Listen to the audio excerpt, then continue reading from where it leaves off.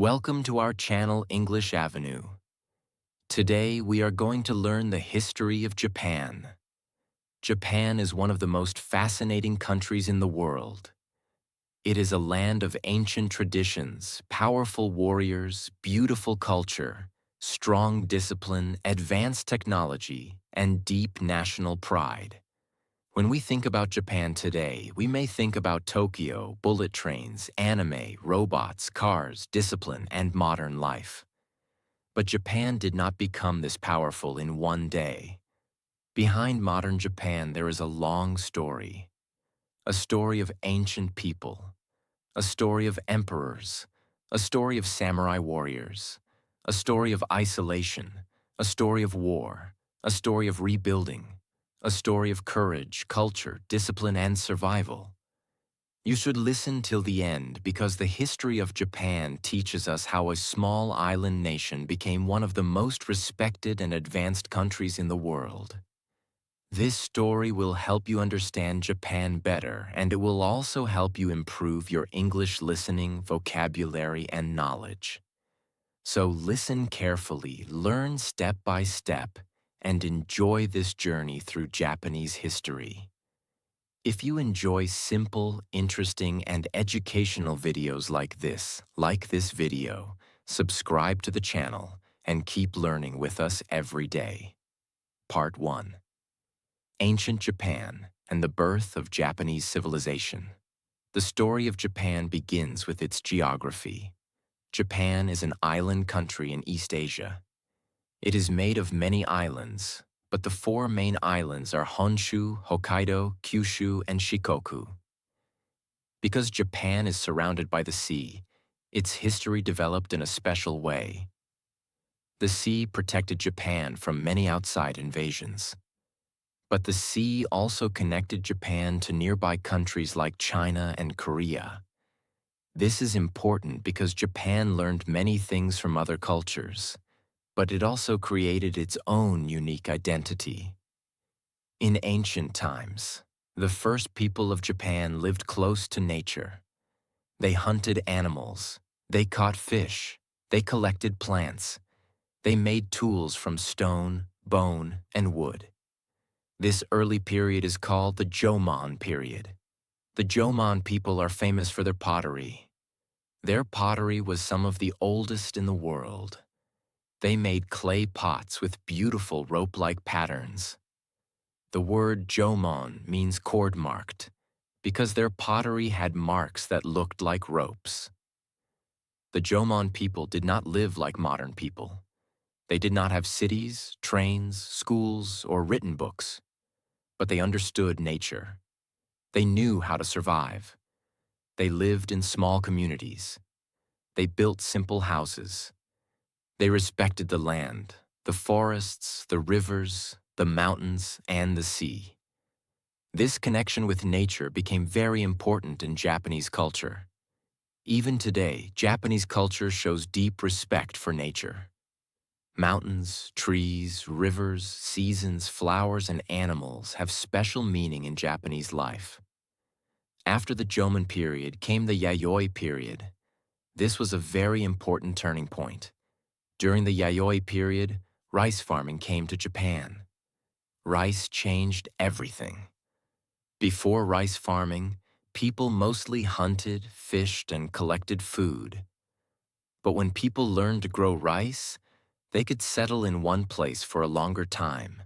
They built villages. They stored food. They developed better tools. They started working together in larger groups. Rice farming also created social differences. Some people became more powerful because they controlled land, food, and water. Slowly, leaders appeared. Families and clans became stronger. Villages became more organized. This was the beginning of a more structured society in Japan. During this time, metal tools also became important. People used bronze and iron. These tools helped farming, fighting, and daily life. Japan was slowly moving from small, simple communities toward stronger political groups. Then came the Kofun period. The word Kofun means ancient tomb. This period is famous for large burial mounds built for powerful leaders. Some tombs were shaped like a keyhole.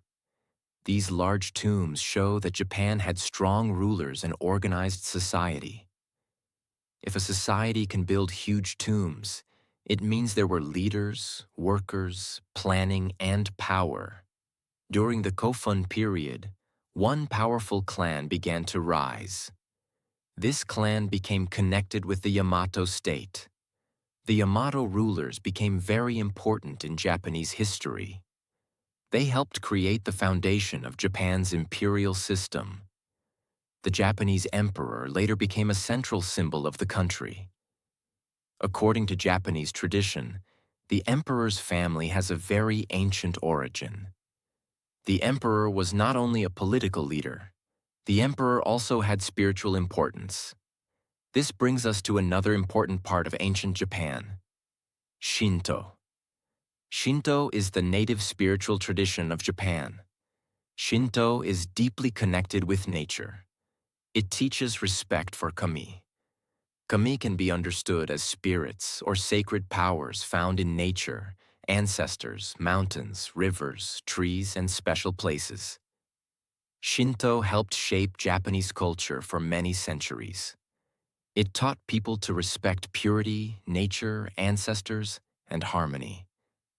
Even today, Shinto shrines are important in Japan. People visit shrines to pray, give thanks, and connect with tradition. But Japan was not completely separated from the outside world. China and Korea had a huge influence on early Japan. From these countries, Japan received many important ideas: writing, Buddhism, government systems, architecture, art, education, philosophy. Before Japan adopted Chinese writing, Japanese history was mostly passed through stories and traditions. But with writing, Japan could record laws, history, poetry, religion, and government information. This was a major step in civilization. Buddhism also came to Japan through Korea and China. At first, not everyone accepted Buddhism easily. Some people supported it, some people resisted it. But slowly, Buddhism became very important. It influenced Japanese art, temples, education, philosophy, and politics. Buddhism did not fully replace Shinto. Instead, Shinto and Buddhism lived together in Japanese culture for a long time. This is one of the special things about Japan. Japan often takes ideas from outside, but then changes them and makes them Japanese. Japan learned from China and Korea, but it did not simply copy everything. It adapted those ideas in its own way. Later, Japan built its first permanent capital in Nara. This period is called the Nara period. Nara became a center of government, religion, and culture. Buddhist temples became powerful. The government became more organized. Japan created laws and systems inspired by China. The emperor's court became more structured. This was a time when Japan was trying to become a strong and organized state. One of the most famous temples from this period is Todaiji. It became a symbol of Buddhist power and state support.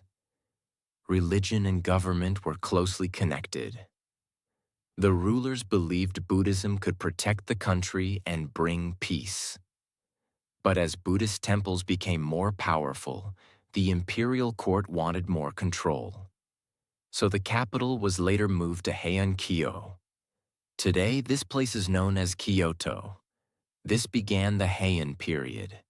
The Heian period was one of the most beautiful cultural periods in Japanese history. The imperial court became famous for poetry, art, fashion, literature, and elegant lifestyle. Noble families became very powerful. The most powerful family was the Fujiwara family.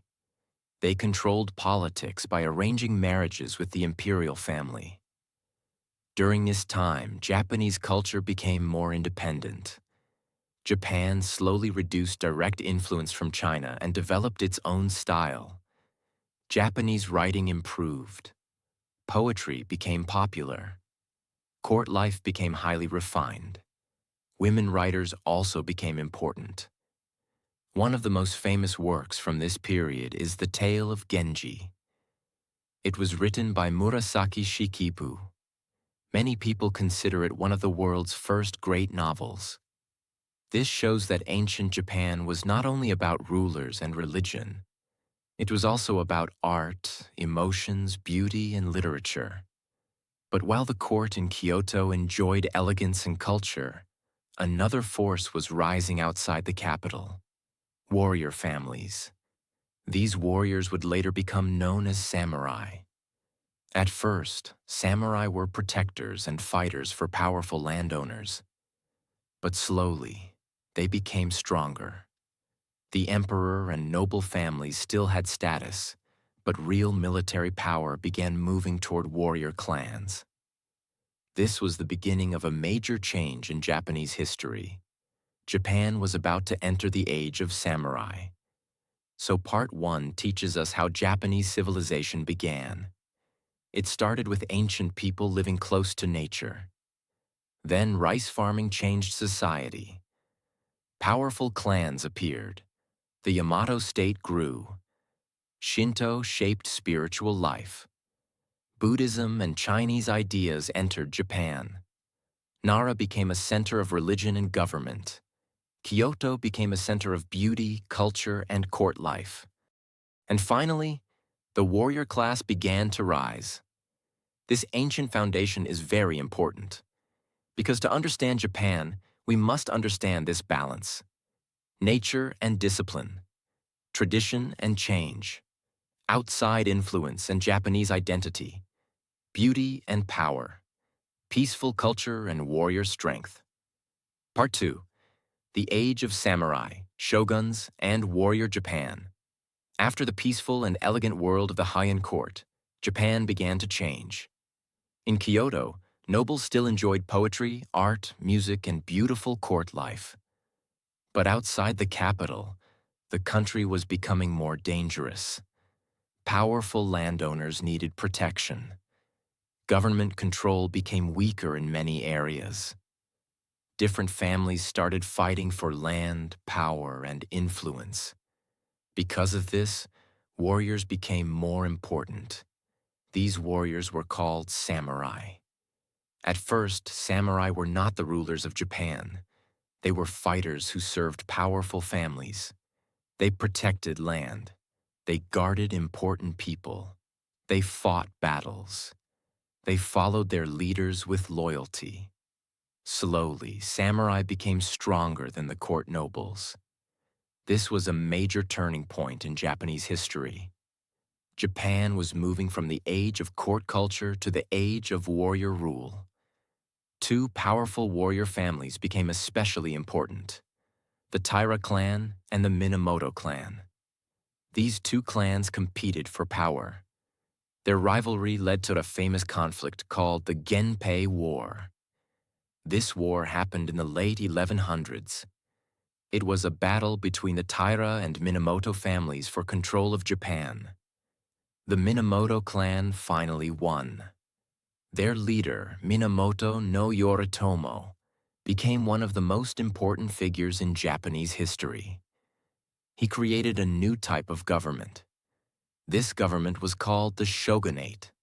A shogunate was a military government ruled by a shogun. The emperor still existed. The emperor was still respected. The emperor remained an important symbol of Japan. But real political and military power moved to the shogun. This is very important to understand. For many centuries, Japan had both an emperor and a shogun. The emperor was the traditional and spiritual symbol. The shogun was the real military ruler. Minamoto no Yoritomo created the Kamakura shogunate. It was based in Kamakura, not Kyoto. This showed that power was moving away from the old court capital. The samurai were now becoming the ruling class. Under the Kamakura shogunate, Japan became more military and disciplined. Samurai values became important. Loyalty was important. Courage was important. Honor was important. Discipline was important.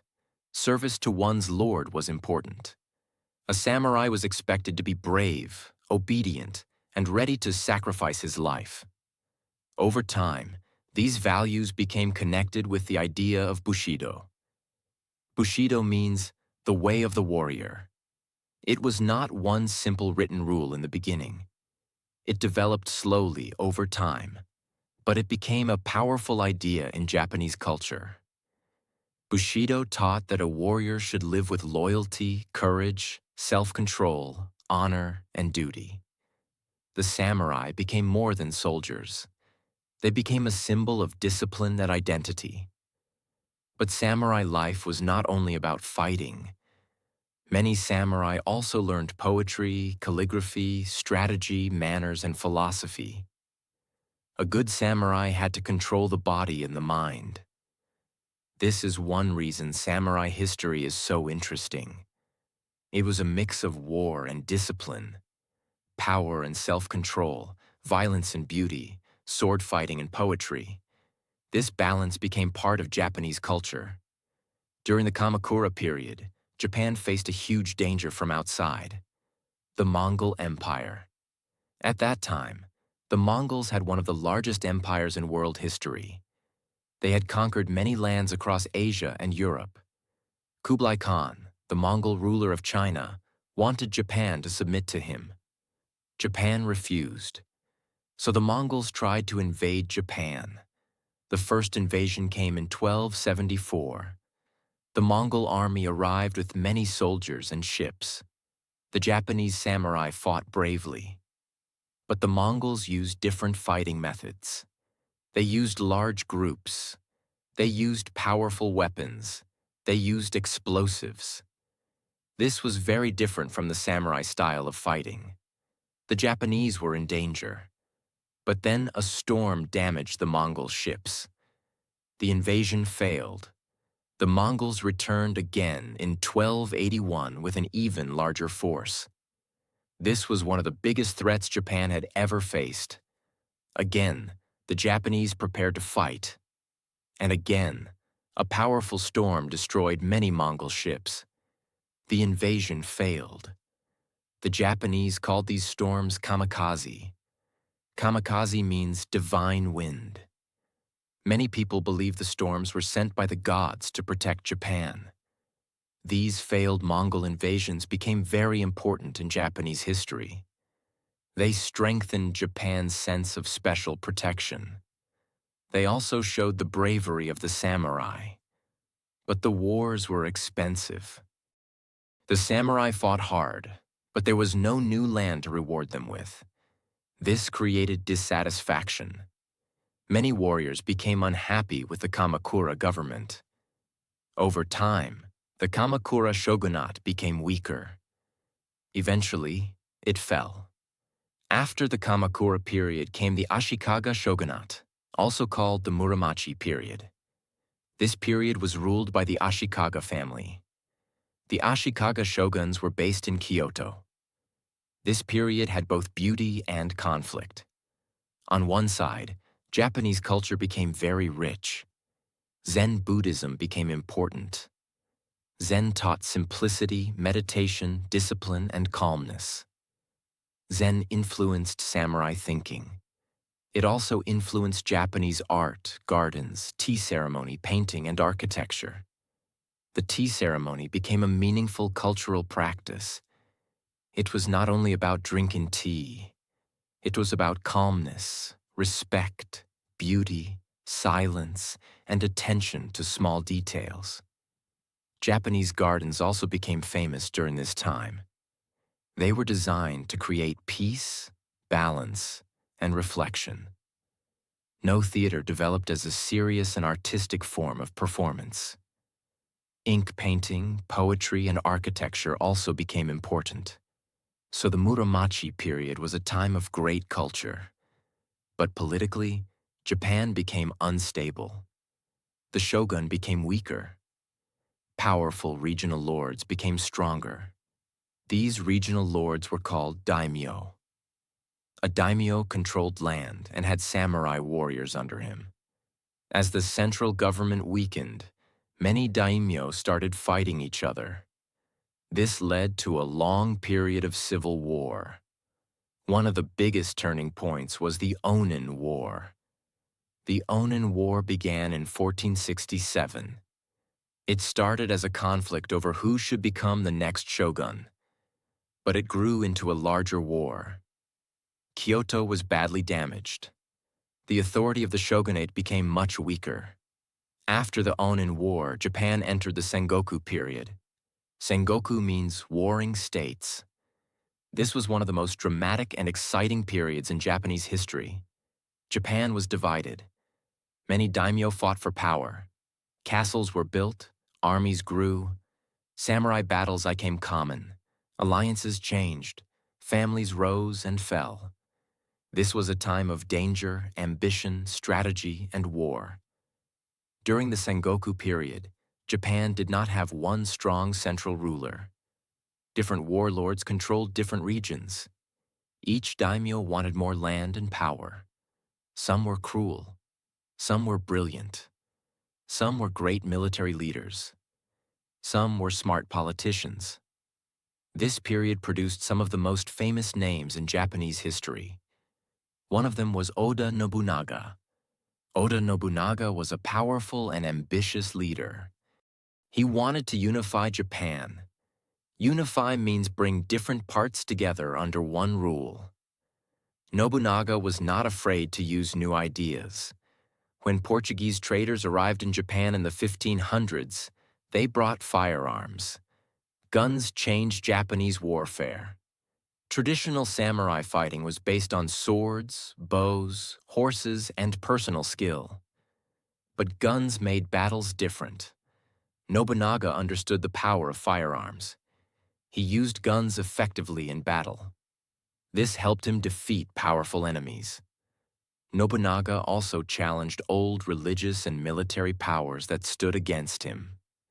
He was strong, strategic, and sometimes ruthless. He began the process of unifying Japan, but he did not complete it. He was betrayed by one of his own generals and died in 1582. After Nobunaga's death, another great leader continued the work. His name was Toyotomi Hideyoshi.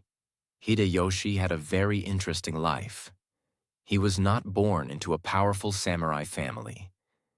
He came from a humble background, but through intelligence, loyalty, courage, and ambition, he rose to the highest level of power. This makes his story very inspiring. Hideyoshi completed much of the unification of Japan. He defeated rival daimyo. He created stronger control over the country. He also introduced important policies. One famous policy was the sword hunt. This meant that weapons were taken away from farmers and common people.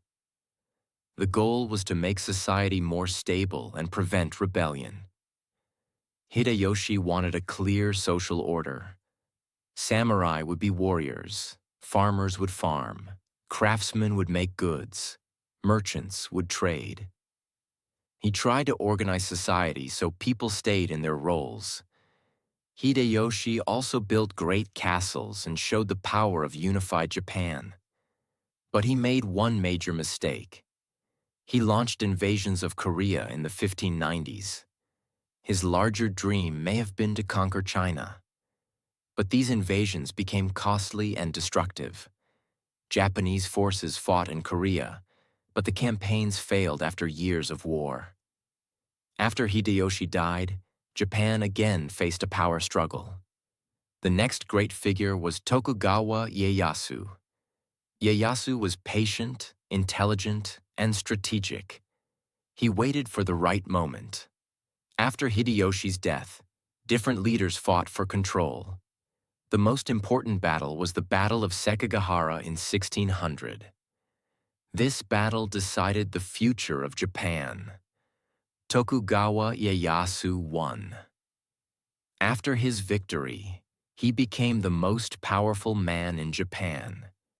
In 1603, he became shogun. This began the Tokugawa shogunate. It is also called the Edo period. The capital of Tokugawa power was Edo. Today, Edo is known as Tokyo.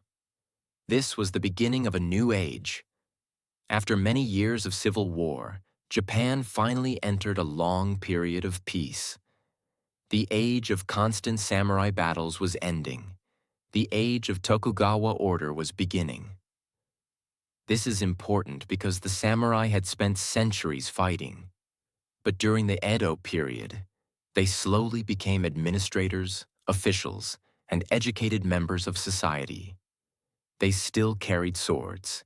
They still had high status. But Japan was becoming more peaceful and organized. So Part 2 shows us the rise of warrior Japan. The samurai began as protectors. Then they became rulers.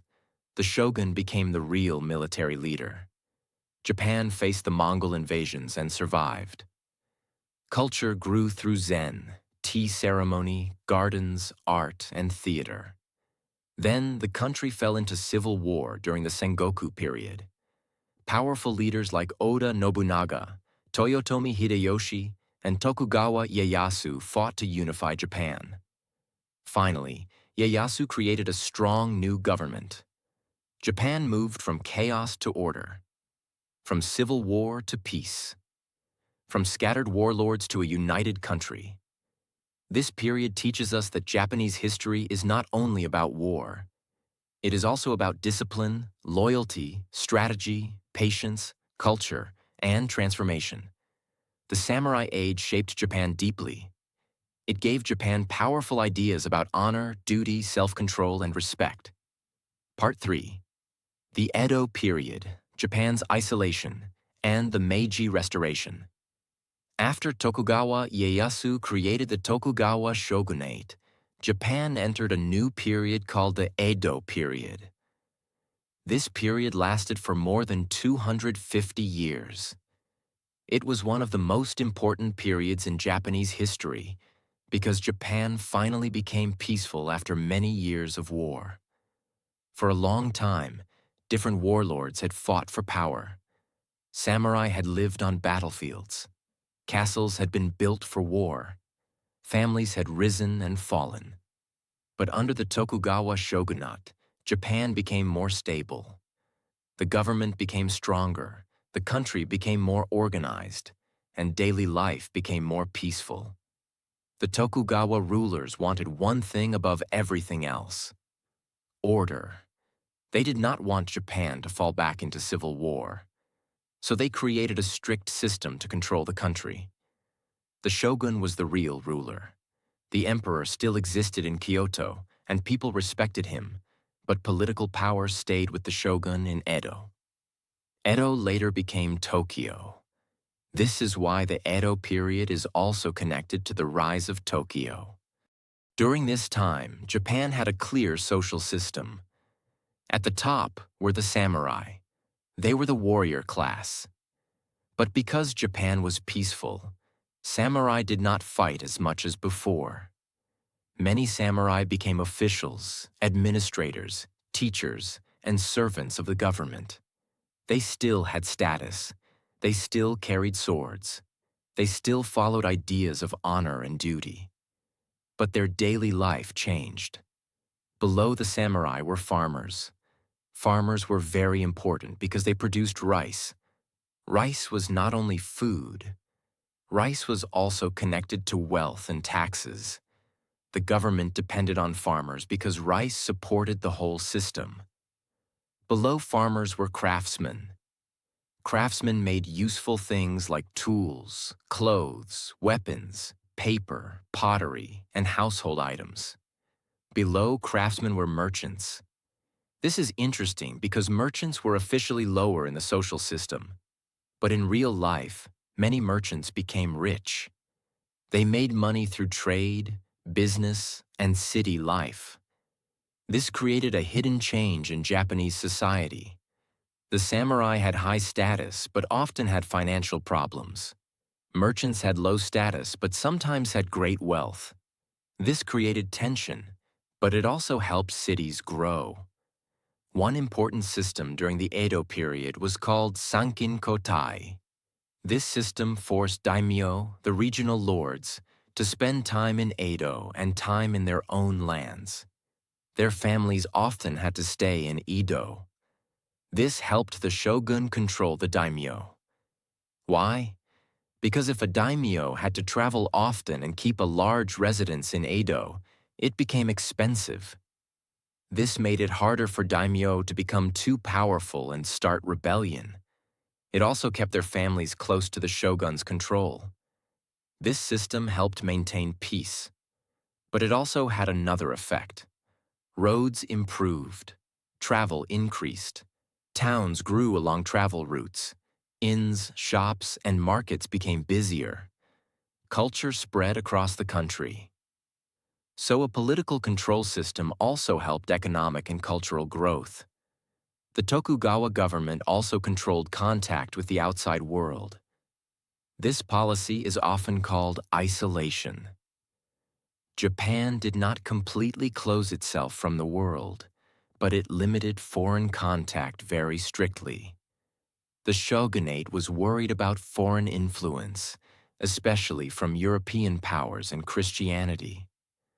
Portuguese and Spanish missionaries had come to Japan earlier. Christianity had spread in some areas. Some Japanese leaders became worried that foreign religion could weaken their control or invite foreign domination. So the Tokugawa rulers banned Christianity and limited foreign trade. Most Japanese people were not allowed to travel abroad. Foreigners were mostly not allowed to enter Japan. Trade was restricted. The Dutch were allowed limited trade through a small island called Dejima near Nagasaki. Chinese traders also had limited contact. Korea and the Ryukyu Kingdom also had relations with Japan. So Japan was not completely cut off, but contact was controlled carefully. This period of limited foreign contact helped Japan maintain peace and independence. But it also meant Japan did not modernize in the same way as Western countries during that time. While Europe was going through scientific, industrial, and military changes, Japan stayed mostly under its traditional system. Still, the Edo period was not a dead period. It was full of culture, creativity, education, business, and city life. Edo became one of the largest cities in the world at that time. Cities like Osaka and Kyoto were also important. Osaka became a center of trade and commerce. Kyoto remained a center of tradition, art, and imperial culture. Edo became the political and cultural heart of the Tokugawa world. During the Edo period, Japanese culture became very rich. Kabuki theater became popular. Kabuki was colorful, dramatic, and entertaining. People enjoyed stories of love, loyalty, revenge, comedy, and tragedy. Another popular art form was ukiyo-e. Ukiyo-e means pictures of the floating world. These were woodblock prints showing actors, beautiful women, landscapes, city life, and famous places. One of the most famous Japanese artists from this tradition was Hokusai. His artwork, especially The Great Wave, became famous around the world. Literature also grew. People read stories, poetry, and popular books. Haiku became an important form of poetry. Matsuo Basho became one of Japan's most famous haiku poets. Haiku is short, simple, and deep. It often focuses on nature, seasons, and a small moment. This shows something beautiful about Japanese culture. Japan can express deep feeling through simple things. A flower, a sound, a season, a quiet road, a falling leaf. This love for simplicity and meaning became a powerful part of Japanese identity. Education also improved during the Edo period. Samurai studied Confucian ideas, history, writing, ethics, and government. Common people also became more educated than before. Temple schools taught children reading, writing, and calculation. This helped Japan later during modernization. When Japan needed to modernize quickly, its educated population became a great strength. But even though Edo Japan looked stable, problems were growing inside. The social system was strict. The economy was changing. Merchants were becoming richer. Samurai were sometimes becoming poorer. Farmers faced heavy taxes. Natural disasters and famines hurt people. Some people became unhappy with the government. Also, the outside world was changing quickly. Western countries had powerful ships, modern weapons, industrial machines, and expanding empires. They were entering Asia for trade and influence. China had already faced pressure from Western powers. Japan saw the danger. But Japan could not avoid the outside world forever. Then came a major turning point. In 1853, an American naval officer named Commodore Matthew Perry arrived in Japan with powerful ships. These ships are often called black ships because of their dark appearance and smoke. Perry wanted Japan to open its ports to American ships. Japan had a difficult choice. If Japan refused, it might face military attack. If Japan accepted, it would have to end much of its isolation. The Tokugawa shogunate was shocked. For more than 2 centuries, Japan had controlled foreign contact. Now powerful foreign ships were standing near Japan's door. Perry returned in 1854, and Japan signed a treaty with the United States. This opened some Japanese ports. Soon, other Western countries also made treaties with Japan. Many Japanese people felt these treaties were unequal. They felt Japan had been forced to accept foreign demands. This created anger. Some people blamed the Tokugawa shogunate. They believed the shogun was too weak to protect Japan. A powerful slogan appeared: "Respect the emperor, expel the barbarians." This meant many people wanted the emperor to become more important again, and they wanted foreign influence removed. But removing foreign powers was not easy. Japan had seen the strength of Western weapons and ships. Some Japanese leaders understood a hard truth. If Japan wanted to protect itself, it had to become modern. It had to learn from the West. It had to build a strong army. It had to build modern industries. It had to change its government. It had to become powerful before foreign countries could dominate it. This thinking led to one of the biggest changes in Japanese history: the Meiji Restoration. In 1868, the Tokugawa shogunate ended. Political power was returned in the name of the emperor. The young Emperor Meiji became the symbol of a new Japan. The word restoration means restoring power to the emperor.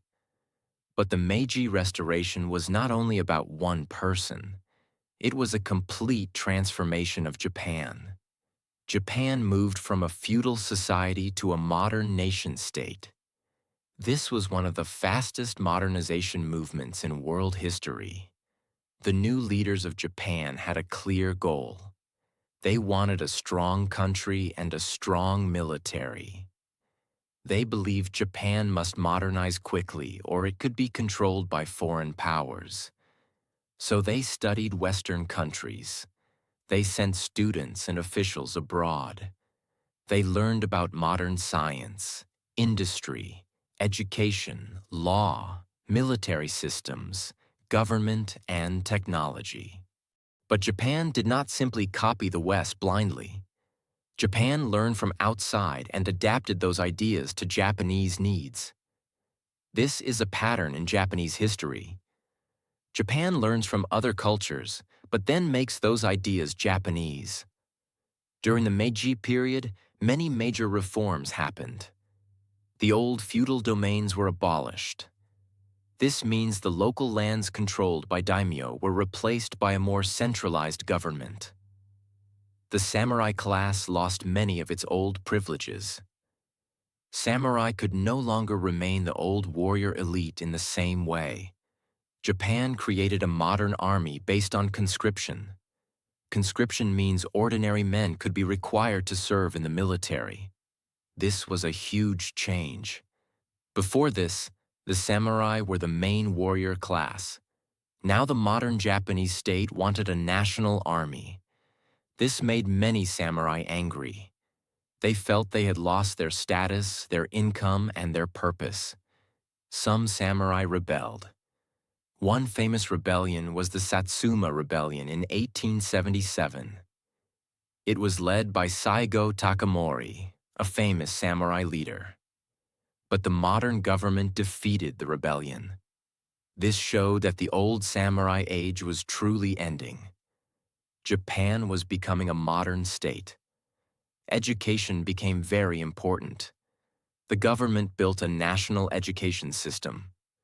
Children were encouraged to study. Japan wanted people to become disciplined, educated, and loyal citizens. Schools helped spread modern knowledge. They also helped build national identity. Railways were built. Telegraph lines were built. Factories were created. Modern banks developed. Newspapers spread information. Modern postal systems improved communication. Western-style clothing, buildings, and ideas appeared in cities. Japan started changing quickly. Industrialization became one of the biggest parts of the Meiji period. Industrialization means using machines, factories, and modern production to create goods. Japan developed industries like textiles, shipbuilding, mining, steel, and later machinery. The government first supported many industries, and later private companies became powerful. Big business groups began to grow. These groups later became known as zaibatsu. They played a major role in Japan's economy. The Meiji leaders also changed the political system. Japan created a constitution in 1889. This constitution was influenced by Western models, especially Germany. Japan created a parliament called the Imperial Diet, but power was still limited. The emperor remained very important. The government was modern, but it was not a full democracy like some countries today. Still, this was a major step.